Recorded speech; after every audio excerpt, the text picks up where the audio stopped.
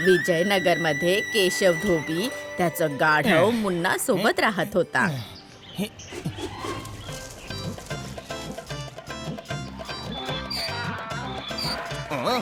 अरे काय झालं, का ओरडतोयस धून धून?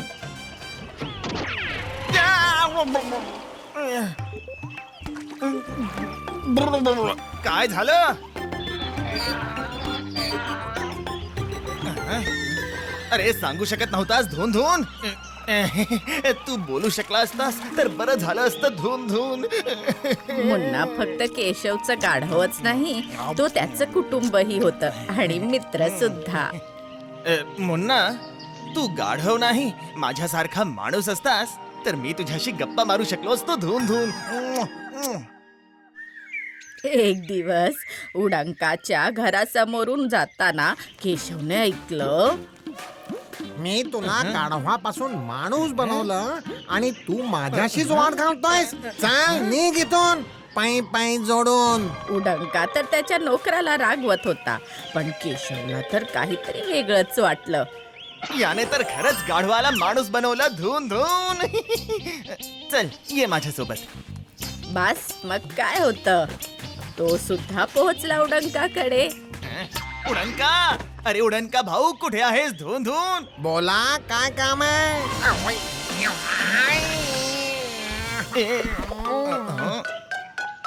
तुम्ही तर खूप मोठी व्यक्ती आहात उडंका भाऊ धून धून. आज मला समजलं.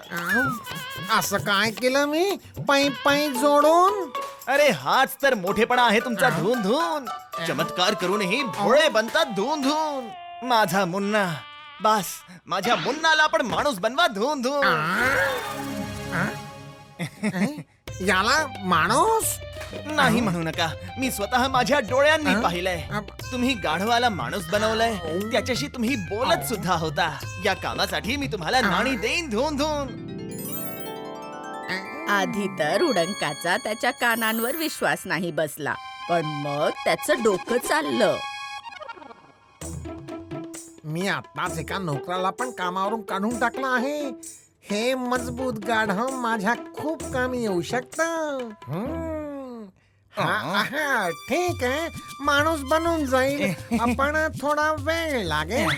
याला माझ्यासारखा चांगला माणूस बनवा उडंका भाऊ. येतो. जे उडंका भाऊ सांगतील ते ऐक. अरे वा वा वा, फुकटात माझं काम करायला गाढव पण मिळाला आणि नाणी सुद्धा.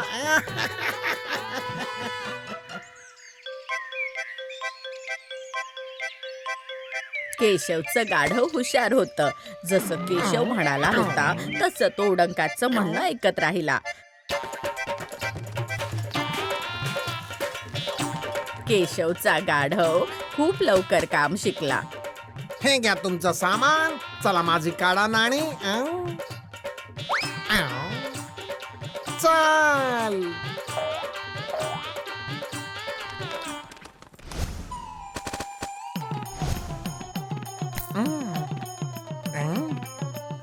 नाणी.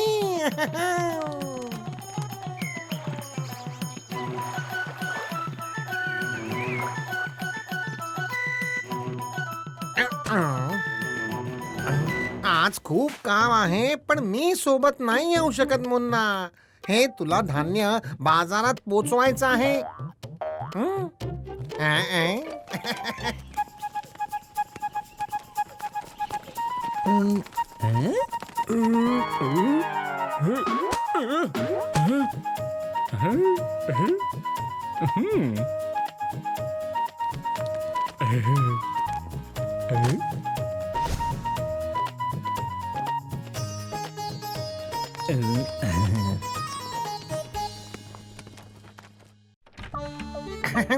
आला माझा वाघ. अरे वा वा वा. अरे वा, तू तर खूपच हुशार आहेस, पण एक नंबरचा मूर्ख होता तुझा तो मालक केशव.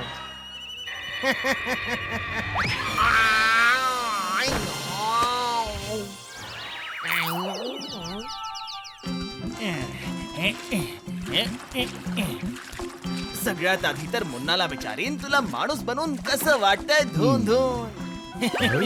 नाही नाही, जुनी आठवण कशाला काढून देऊ. गाढव बनणं कोणाला आवडतं धोन धोन. अरे असा एकटा कुणाशी बडबडतोयस केशव? आणि 1 महिना झाला तुझा गाढवही दिसला नाही रे. काय महिन्याभरापासून? हो, 1 महिना झाला माझ्या मुन्नाला उडणकाकडे.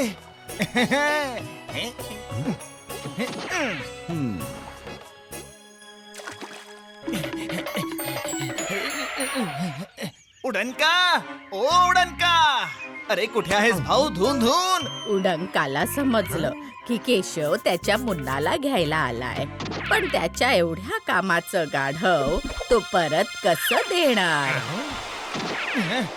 माझा मुन्ना कुठे आहे? बाजारात नाही भेटला. आजकाल शालींची गाडी लावतोय. अरे त्याने स्वतःचं दुकान पण उघडलं. धून धून. हं? खूप हुशार माणूस बनलाय तो. पानवाल्याच्या शेजारीच गाडी लावतो तो. तर केशव निघाला त्याच्या मुन्नाला भेटायला. घ्या घ्या चादर रंगीबेरंगी मखमली चादर घ्या. घ्या घ्या चादर घ्या. नक्षीकाम केलेली चादर. वा मुन्ना वा, किती बदलला आहेस तू. धून धून. हं? अरे कोण मुन्ना? कुणाचा मुन्ना? मी दिनू आहे. दिनू, तू काम आणि नाव दोन्ही बदललेस. धून धून. चल हे सोड आणि हे उचल. धून धून. केशव हे मानायला तयारच नव्हता की हा त्याचा मुन्ना नाही तर दिनू आहे. अरे तू तर मागेच लागलाय. अरे मुन्ना, माझं म्हणणं तरी आहे. अरे मुन्ना, कुठे पळतोयस? थांब. अरे मुन्ना, थांब तरी. मुन्ना थांब. अरे कुठे गेला माझा मुन्ना? मुन्ना. हा. अरे सापडला. मला सोड सोड मला. अरे कुठे चालला आहेस मुन्ना? तेव्हा इतर लोकही गोळा झाले. सगळ्यांनी त्याचं म्हणणं ऐकलं तर स्वतःच हसूच रोखू शकले नाही. अरे केशव, तुला उडंकाने गाढव बनवलं रे. अरे हा दिनू आहे जो आधी उडंकाकडे काम करत होता. असं कुणी गाढव माणूस बनू शकतं का रे? उडंकाने केशवला मूर्ख बनवलंय. या गोष्टीमुळे त्याला खूप राग आला. उडणका.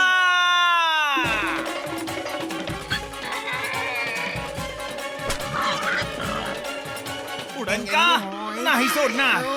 मी माझ्या मुन्नाला माणूस बनवायला सांगितलं होतं.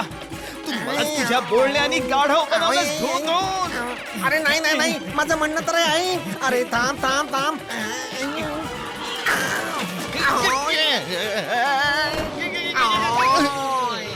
अरे माझा तराजू खराब होईल रे. पै पै जोडू. माझ्या हाती लागलास तर तुझी हालत खराब करीन. धून धून.